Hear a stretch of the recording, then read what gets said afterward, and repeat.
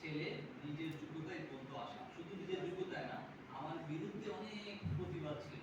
আমাদের সমাজ থেকে কাউ কিন্তু হেল্প করে না, আমাদের সমাজটা কি হেল্পের ক্ষেত্রে আগে আসে না। এটা আপনি খেয়াল করবেন। আমি গ্রামের ছেলে, আমার বিরুদ্ধে সবাই ছিল। তো আমি অ্যাক্টিভ ভাবে আমি এই পর্যন্ত আপনাদের ডায়াগ্রামে এসে একটা বক্তৃতা দেওয়ার সুযোগ পেয়েছি। তো আমি আমার যে অবজারভেশন, আমাদের মেডিকেল বইয়ে কোথাও লেখা ছিল না যে পরিবেশ হচ্ছে মহা ওষুধ। পরিবেশ হচ্ছে মহা ওষুধ, কোথাও লেখা ছিল না। এটা আমার অবজারভেশন। আমি যখন ইউরোপে যাই দেখি যে ইউরোপিয়ানরা ভেরি হেলদি, ওরা বিয়ে করে 50 বছর বয়সে, আর আমরা 50 বছর বয়সে ডান। আমাদের দেশে যাদের বয়স 50 তারা শুধু জীবন্ত লাশ, যেটা কাজী নজরুল ইসলাম তার অনেক কবিতা বলে গেছে, ওরা জ্যান্ত লাশ।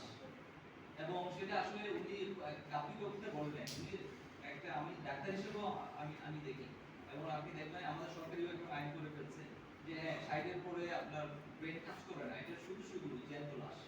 এই জ্যান্ত লাশকে কোনো কাজ করা যাবে না। এখন এই জ্যান্ত লাশকে মুক্ত আরো পরিপূর্ণ জীবন পেতে গেলে কি করতে হবে? আমাদের পরিবেশকে পরিচ্ছন্ন রাখতে হবে। আমার একটা অবজারভেশন, কেন বাঙালিরা দুর্বল।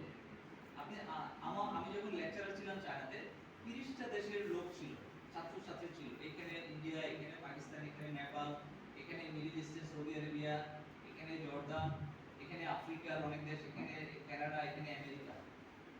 Everybody is stronger physically, mentally.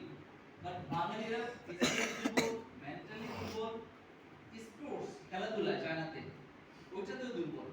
মানে আমি অবাক লাগে এবং আমি খুব আশ্চর্য। আমি একজন বাংলাদেশি টিচার হিসেবে আমার লজ্জা লাগতো, আমার খারাপ লাগতো। কেন? এবং এটা আমি লাস্ট 20 ইয়ার্স, 20 বছর যাবত আমি অবজার্ভ করতেছি। So I found the reason. সেজন্য আমার দুইটা বই আসতেছে এবং এটা আমি 2 থেকে 3 মাস পরে বা 4 মাস পরে